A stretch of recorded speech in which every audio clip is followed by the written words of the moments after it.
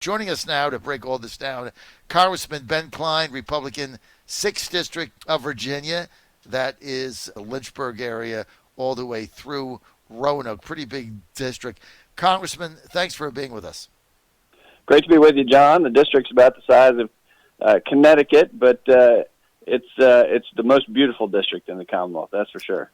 I would agree with that. No question about it, Congressman. Okay, we've got Phase 3 of the stimulus package held up for a week by Nancy Pelosi. We got $25 million for the Kennedy Center. I guess without that, we couldn't get through the coronavirus. $50 million for NPR not to carry the president's press conferences live because that doesn't fit their propaganda machine. I don't want to go on, but why did all this stuff get in there? Well, it's sad that the swamp has to continue to push for this kind of wasteful spending in the middle of a pandemic. You know, we need to make sure that we get the resources to the people who need it, to make sure that folks who are running small businesses continue to survive and operate through this tough time. And with record unemployment, you know, we've got to help folks, and some folks just won't hit the pause button on the politics, and it's sad. But we weren't going to let a few pork projects cost this entire relief bill. And make sure that the aid didn't get to the people. So, you know, it's disappointing, but I'm glad it's through, and I'm glad it's signed into law by President Trump. He pushed it himself and helped keep a lot of folks on board to make sure it got done. What did you think of Kentucky Congressman Massey's position in getting people in there? Do you think that was warranted?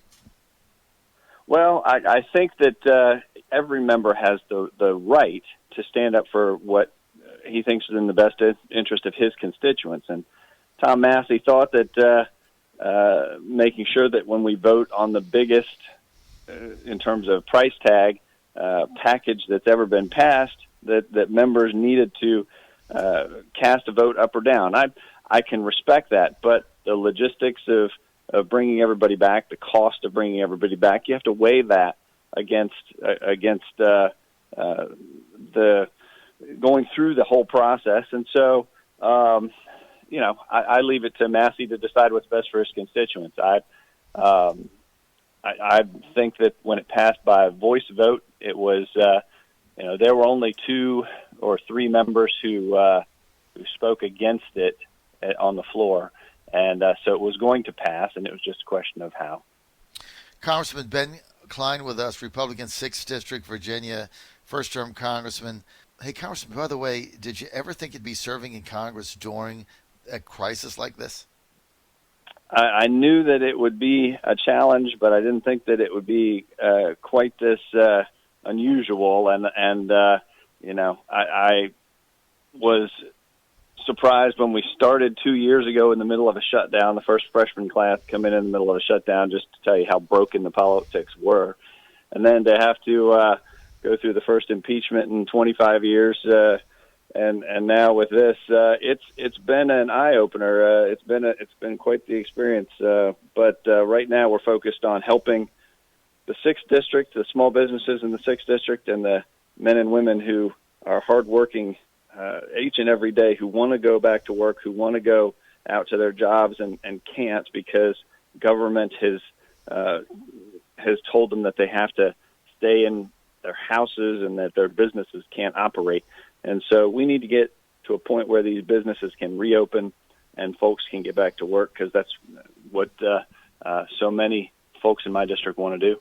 Congressman, when do you think that will be?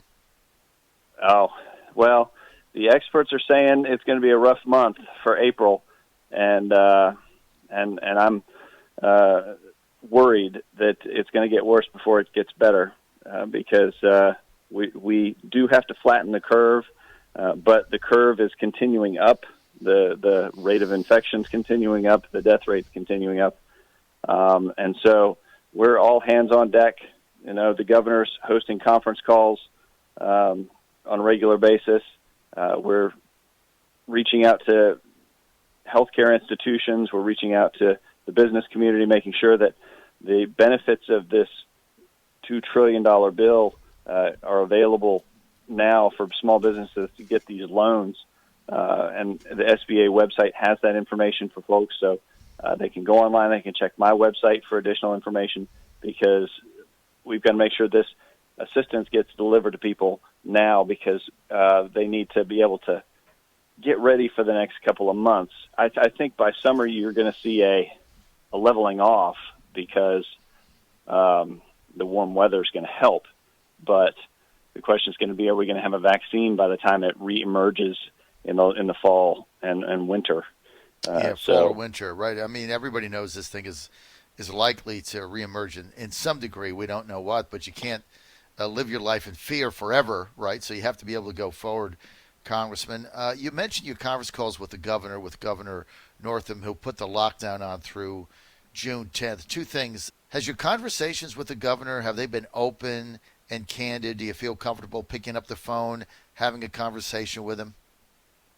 Well, on the conference calls that I've been on, it's been with the entire congressional delegation and members of his cabinet, and yes, it's been an open line of communication. It's been a frank and open discussion about the needs of the Commonwealth, where the needs are, and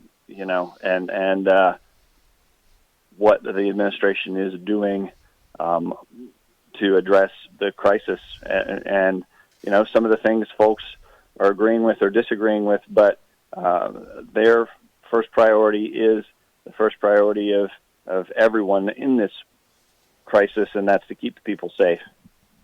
Do you feel that the governor's edict, his executive order to basically lock down Virginia through June 10th, was prudent, sir? Well, I think that he's trying to keep people safe, and that's what we've all got to try and do. But I think that he still there are questions about the date that he chose. I'd like to hear the answers from his administration about why they chose June 10th, in terms of or why they pushed it out that far instead of the first of the month or 15th of the month or even the end of a week. Just picking June 10th out of the air is an unusual date. So people have asked why, and I think he owes the people of the Commonwealth an answer for that. I think that when it comes to expressing constitutional rights like our freedom of religion, there needs to be a sensitivity on the part of the administration. We do want people to stay home, and I understand that. But we also need to be sensitive to people who are very concerned about making sure they can go to church or worship online from home. Mm-hmm. Fortunately, we have the internet available, so a lot of people will be able to worship online through streaming of services. That's how my church is doing it now. So nobody should be going to a large church anymore, but I think that the administration could have been a little more sensitive when dealing with that subject, encouraging people rather than threatening to jail pastors. Yeah, threatening to jail pastors, that seemed a little over the top, but it's interesting. Congressman Ben Cline, 6th District Republican, Virginia. It's interesting you bring up June 10th as why pick that arbitrary date, especially when we have a primary nominating election on June 9th that only affects Republicans. Now, I have a theory. I'm going to present it to you. You don't have to comment on it, but my theory is June 10th was selected because that is the Elaine Luria Incumbent Protection Act. Because the only person who can beat Luria in the 2nd District is Scott Taylor. They know that. They've done the polling. They know all this. And the only way Scott Taylor is not the nominee is if there is not an open primary process in the 2nd District and it becomes some kind of a convoluted mail-in ballot or something other than that, a convention selection, and they nominate one of the other candidates who does not have any chance of winning. So that's why I think they picked June 10th. I think it was totally to protect Elaine Luria. And I think when this all comes out, once again, Godzilla is going to be credited with being clairvoyant yet once again.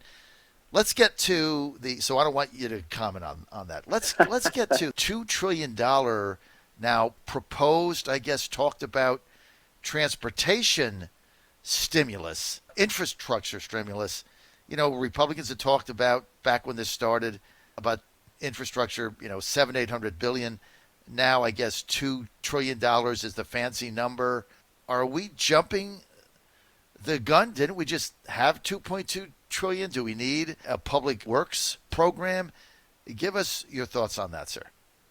Well, infrastructure has been a priority of mine ever since I got elected 2 years ago. I've been talking about it. I-81 is a mess. We need more investment in 81. But there's always been a division between the Speaker, Nancy Pelosi, who wants taxpayer dollars on the $2 trillion level spent on infrastructure, and the President, who wisely looks to the private sector to have public-private partnerships to pay for it, rather than just throwing tax dollars at it. And I think that the President needs to stay on that message and stay focused on that solution to our infrastructure problem. If he somehow is convinced that the Speaker's plan is the right plan, I can't imagine that he would do that. But and just says, well, let's do another $2 trillion in spending. I don't know that that would be the right solution, and I don't know that it would pass Congress. I don't think that it would. But I do think that he is on the right track, has been for the last several years in pushing for a public-private partnership infrastructure plan. And if he really uses the bully pulpit to steer the Senate in that direction and steer Pelosi in that direction, we could come out with a victory. But I'm not interested in just voting for another $2 trillion in taxpayer spending, even if it's on needed programs like infrastructure. I mean, how real is this? I mean, because for a lot of people, it feels like, okay, we need infrastructure. We'd rather go through a very legitimate process. It feels like, okay, we have this crisis, and now once again, we're going to get another multi-trillion-dollar spending package with everybody putting their little goodie bags of stuff in it, lobbyists roaming around like we saw with this first package. So I think there's a concern of a lot of us, even that want to see infrastructure spending, that people are taking advantage of people dying and the COVID-19, like taking advantage of the crisis in order to get their pet things done. Well, you want to make sure that the projects are chosen for the right reasons, and that's why most of this type of infrastructure bill is going to be in a block grant to the states and let the state DOT work it out through their normal prioritization process. And so we want to keep our focus on that. We don't want to let back in the bridges to nowhere that we used to have, that type of selection process where the pork reigns supreme and the actual projects in need get short shrift. So I think that if the president leads and stays focused on a public-private partnership solution that he's been advocating for years, then an infrastructure plan could be in the works. But to simply use infrastructure as an excuse to do another bailout of the states, like New York, who definitely need help, but I'm not interested in propping up state and local governments.